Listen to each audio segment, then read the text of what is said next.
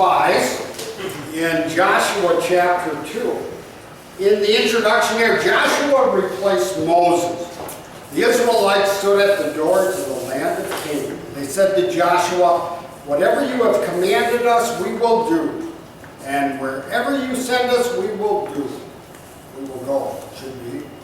The time had come for Israel to take the land, but first Joshua needed to get the lay of the land. So the good military leader that he was sent spies, or scouts, on ahead. So the first 7 verses of chapter 2, "Then Joshua son of Nun secretly sent 2 spies to Shittim. Go, look over the land," he said, "especially Jericho." So they went and entered the house of a prostitute named Rahab and stayed there. The king of Jericho was told, "Look, some of the Israelites have come here tonight to spy out the land." So the king of Jericho sent this message to Rahab, "Bring out the men who came to you and entered your house, because they have come to spy out the whole land." But the woman had taken the 2 men and hid them. She said, "Yes, the men came to me, but I do not know where they come from." At dusk, when it was time to close the city gate, the men left. "I don't know which way they went. Go after them quickly. You may catch up to them." But she had taken them up to the roof and hidden them under stalks of flax she had laid out on the floor.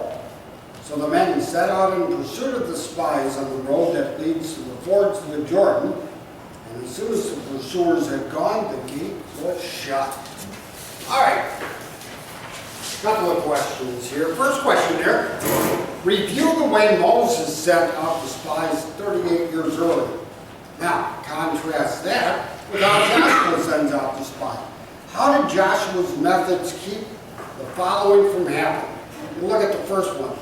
A public report that may have discouraged the Israelites if the report was bad. Go back 38 years. What was the report? They sent 12 spies. What was the report that came back? 10 bad, 2 good. 10 bad, 2 good. And what did the people believe? The bad. 10. How many spies did he send out here? 2. 2. He sent them secretly, didn't he? Only Joshua was really going to know if it was bad news. Of course, if you know Joshua, it wouldn't matter because of his trust in the Lord.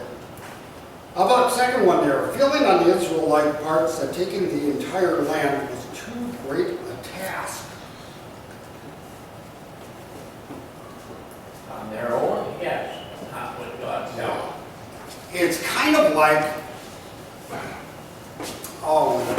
first day of catechism class, they pass out a sheet to the children. And these are all the Bible passages you are going to learn. These are all the parts of the catechism you're going to learn. They look at it, and especially the 7th graders, they look at it and go, "Oh, that's a lot. I can never do it." What do you tell them? You don't, it's not all due next week. You've got the course of the school year to get all this stuff done.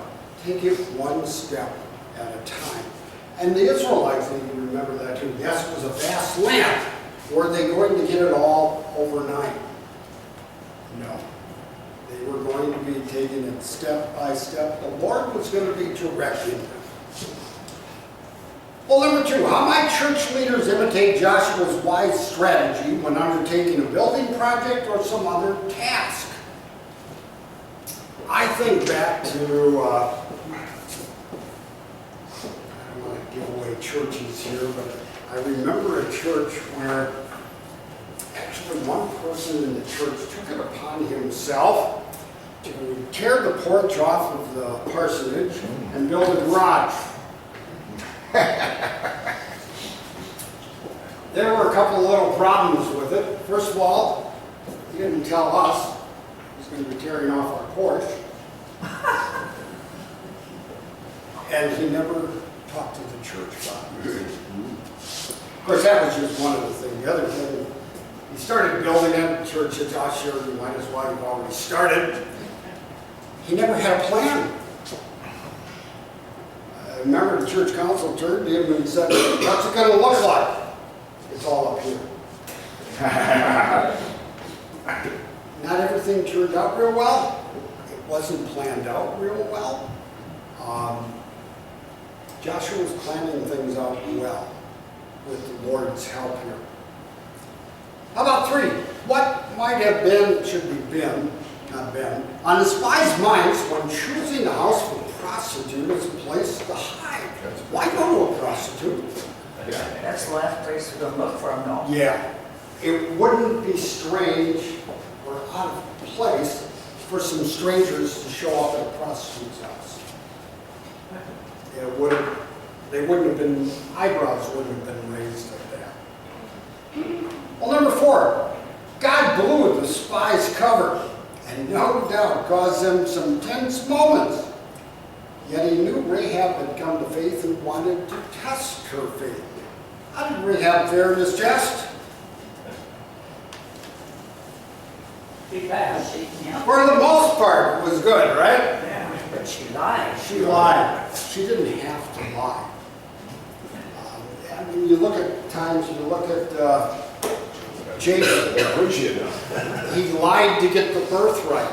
He didn't have to lie. He was going to get it. God had promised it. But you look at Rahab, she has an outstanding faith, doesn't she? The trust she has in the Lord here. It's kind of interesting how she protected the spies by sending the troops to go on a wild goose chase, right? Oh, maybe they went out of town. Check the road. And so they went. Just kind of interesting how God changed his plans a little bit here, huh?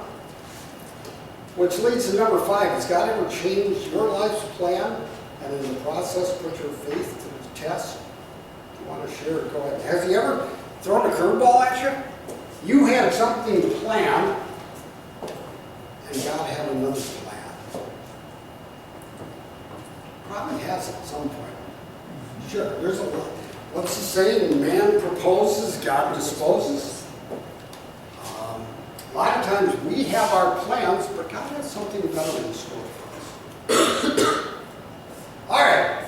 Well, let's look at verses 8 to 13. Before the spies lay down for the night, she went up on the roof and said to them, I know that the Lord has given this land to you, and that a great fear of you has fallen on us, so that all who live in this country are melting in fear because of you. We have heard how the Lord dried up the water of the Red Sea for you when you came out of Egypt, and what you did to Sihon and Og, the 2 kings of the Amorites east of the Jordan, whom you completely destroyed. When we heard of it, our hearts melted, and everyone's courage failed because of you, for the Lord your God is God in heaven above and on earth below. Now then, please swear to me by the Lord that you will show kindness to my family, because I have shown kindness to you. Give me a sure sign that you will spare the lives of my father and mother, my brothers and sisters, and all who belong to them, that you will save us from death. All right. Another question. Number 6. How did Rahab describe the reaction of the people in Canaan when they heard about what God had done for Israel? They feared the Israelites. Were they scared? Yeah. We're told they were melting in fear. They were shaking in their boots. They had heard these things. And their courage, whatever they had before, it was gone. Well, number 7, what did Rahab believe about God? You can do anything. He can do anything. Basically confessed he is the true God of heaven and earth. He controls all things. She believed in the true God. Well, number 8, what did Rahab believe about the future of Jericho? It's going to be destroyed. It's going to fall, isn't it? We know that the Lord is going to give you Jericho. He is going to give you the land of Canaan, and there's nothing that can do to stop it. Well, number 9, Rahab's knowledge about God was coupled with faith. However, how did the rest of the people of Jericho react? The same knowledge about God. God of heaven and earth, one who's leading the Israelites. They saw what he had done to the Red Sea and the Jordan, what they had done to those two kings of the Amorites. Does everyone have the same faith Rahab did? No. Like today, some people want to see before they believe. The sinful nature perverted what they were doing. God used miracles to show his power and so on. Showed act of grace. Only Rahab believed it. Everyone's good. It's kind of like when Noah made the ark. I mean, think about it. 120 years. He's building his boat out in the middle of nowhere. Can you imagine the teasing he got? Bible does say he was a preacher of righteousness, and he told the people, repent. You're going to die in a flood if you don't. They heard that message for 120 years. How many believed it? Just no one was Not family. too many. 8. 8. That's it. 8 people. All right. Well, how about number 10? What lessons are there here for Christians who do evangelism work? You ever gone knocking on doors? Yes. Is it fun? It's challenging. It's Not the first one. The first door is the hardest. Because you don't know what you're going to run into. I'll be honest with you. First time I went canvassing, as I was walking up the sidewalk, I prayed, Lord, don't let anybody be home. Would you hoping no one would answer the door? He said yes, and nobody was home. Walking away from the house, heading to the second one, I said, Lord, let's make it 2 for 2. He said no. After that, it wasn't bad. But one thing you realize when you're talking to people, they have a sinful nature. I cannot convert these people. That's God's work. All he asks me to do is share the gospel. He'll take care of the work. Is everybody going to accept it? No. I can't tell you how many times I've had doors slammed in my face. So what? As long as you weren't in the door. What was that? As long as you weren't in the doorway. Well, no, you gotta, there's certain things you gotta do. We learn how to do things from what other people have done. They actually slammed the door. Oh, yeah. Keep in mind, I was a college student at the time. The first door that was slammed in my face, I was talking to a lady at the door who insisted she had never sinned in her life. She never did anything wrong. She was holding a pencil. And I said, what's on the end of your pencil? An eraser? I said, it looks a little used. You made a mistake, didn't you?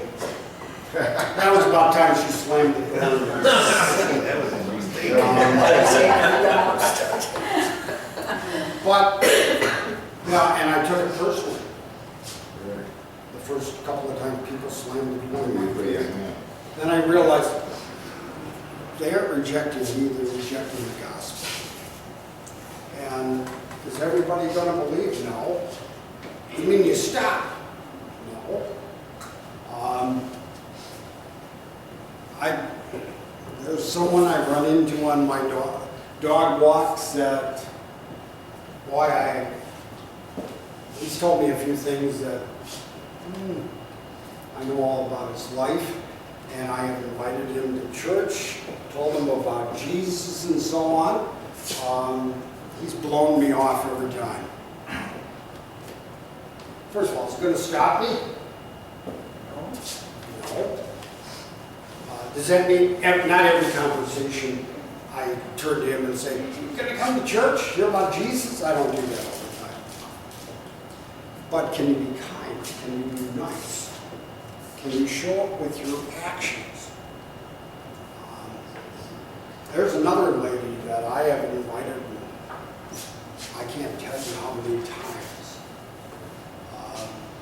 She may show up one day because she sent her children to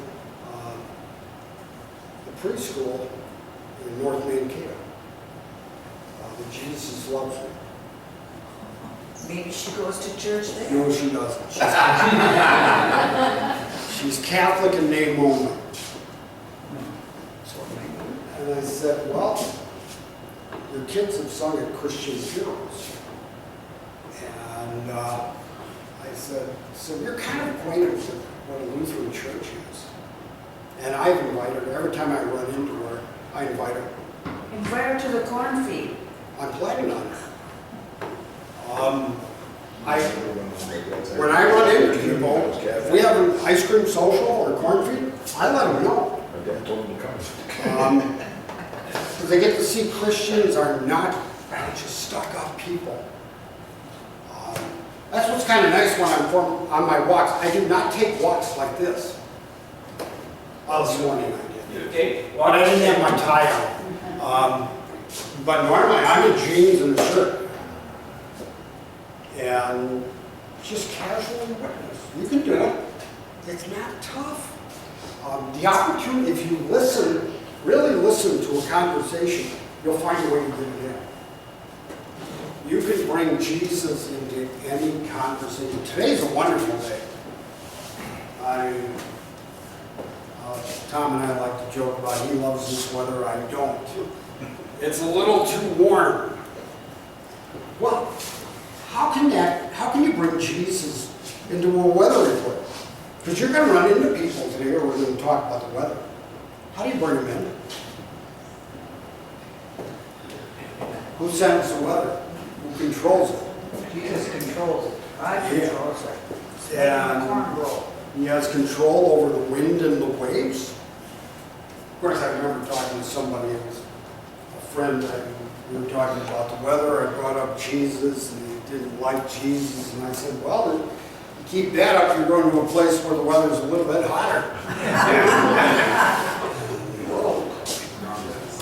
He took it so good. Okay, where are we? 10. 10. Oh, we did 10. We did 10. All right, let's look at verses 14 to 21. Our lives for your lives, the men assured her. If you don't tell what we are doing, we will treat you kindly and faithfully when the Lord gives us the land. So she let them down by a rope through the window, for the house she lived in was part of the city wall. Now she had said to them, go to the hills so the pursuers will not find you. Hide yourselves there 3 days until they return, and then go on your way. The men said to her, the oath you made us swear will not be binding to us, unless when we enter the land, you have tied the scarlet cord in the window through which you let us down. And unless you have brought your father and mother, your brothers, and all your family into your house. If anyone goes outside your house into the street, his blood will be on his own head. We will not be responsible. As for anyone who is in the house with you, his blood will be on our head if a hand is laid on him. But if you tell what we are doing, we will be released from the oath you made us swear. Agreed, she replied. Let it be as you say. So she sent them away and departed, and she tied the scarlet cord in the window. All right. Well, number 11 lists the details of the agreement between Rahab and the spies. What was Rahab's obligation? What was she supposed to do? Not tell. First of all, don't tell anybody about the spies. What else? The scarlet ribbon in the Take a scarlet ribbon, window. tie it out there. And Anything bring- else? Bring the whole family. Sure, you want your people saved, they better be in your house. And what was the spy's obligation? Well, I just kind of said, they would protect her and those who were in her house. Kind of reminds us of the Passover, right? Yes. You're in the house that had the blood over the door frame, the Lord passed over. All right, a couple of passages here from Matthew, Hebrews, and James talk about Rahab. Matthew 1:5. It's a genealogy. It says, Salmon the father of Boaz, whose mother was Rahab. Boaz, the father of Obed, whose mother was Ruth. Obed, the father of Jesse. What do we learn here? She's in the family line of Jesus. What's interesting is that little verse I just read. How many of the people that are listed in that one verse are Jews? Just one. Well, you got Salmon and Boaz. Rahab was not. Ruth was. Obed was, sort of, because who was his mother? Ruth. Ruth, the Moabites. And of course, You knew that. after Jesse, who's the next one after Jesse? David. King David. I forgot all that stuff. All right, how about the Hebrews one? By faith, the prostitute Rahab, because she welcomed the spies, was not killed with those who were disobedient. She's in the Hall of Faith, Hebrews chapter 11. And not a prostitute. And yet, she had faith. And she was spared the destruction of Jericho on faith. James talks about her. It says in James 2, in the same way, was not even Rahab the prostitute considered righteous for what she did when she gave lodging to the spies and sent them off in a different direction? It's kind of like the sermon today. Yes, we can confess Jesus with our words. Do you back it up with actions? Rahab did. She had the faith, she backed it up with her actions. She hid the spies. All right, looking at the last couple of verses here. When they left, they went into the hills and stayed there 3 days until the pursuers had searched all along the road and returned without finding them. Then the two men started back. They went down out of the hills, forded the river, and came to Joshua son of Nun and told him everything that had happened to them. They said to Joshua, the Lord has surely given the whole land into our hands. All the people are melting in fear because of us. Well, how would you summarize the spies' report? Compare it to what it was like 38 years before. The Lord is going to give us the land. There wasn't any negative stuff here, was there? It was only positive things filled with faith, confident that the Lord was going to give the land of Canaan into their hands. Well, the last one. It's often said who says something, but what that person says. Rahab was a Gentile prostitute, yet her confession of faith played a major role in encouraging Israel to fearlessly take the land of Canaan. You ever been encouraged by the witness of someone who is otherwise helpless? Consider a child, a very old person, a sick person, or a poor person undergoing financial difficulties. You ever gotten encouraged by somebody else that you never expected from? I don't know how many times I've been encouraged by little children, what they say. Or times where you're teaching, you give the kids a quiz and they don't do real well and you think, boy, I have wasted the last 6 weeks. But then they come up with something that, let's say, we're listening. They weren't paying attention a little bit. Or the elderly person at the nursing home. You get kind of discouraged. Actually, a lot of times when I get discouraged, that's when I like to make my shut-in calls. Because it's encouraging. Remember a lady getting close to 100 years old, and every time I see her, her first question is, why hasn't the Lord taken me to heaven yet? And before I would answer, she would say, you know, I think God wants me to tell one more person about Jesus. And she was just That brightened up her day. And she did. It was always a good listener because she'd talk about all these old people in the nursing home. They were younger than she was. She was the oldest person in the nursing home. And her thing was, I can't understand how these old people cannot live their life without Jesus at this point. Don't they know they're going to be dying soon? And I can tell. And she did. And I don't know how many times I've been put to shame by a 4-year-old, by a 100-year-old lady. Surprising how those things happen. The Lord will send people at you at times like that. I've run into people who were having like the last one, a poor person undergoing financial difficulty. One thing after the other. And yet you talk to them. They weren't scared. They weren't depressed. Lord's still going to take care of me. Sure, I lost the car and the house, but gives me my daily bread. What do I have to worry about? Kind of humbling sometimes when I look at the refrigerator and say, what are we going to eat? There's nothing in here. Well, yeah, there is stuff in the refrigerator. Or you look in the cupboard, there's nothing to eat in here. How many of us have ever said that? How many of us had teenagers that opened up the refrigerator and said, there's nothing to eat or drink here? And the refrigerator's full. And then you get some 30-something person who's losing it all and says, I'm content.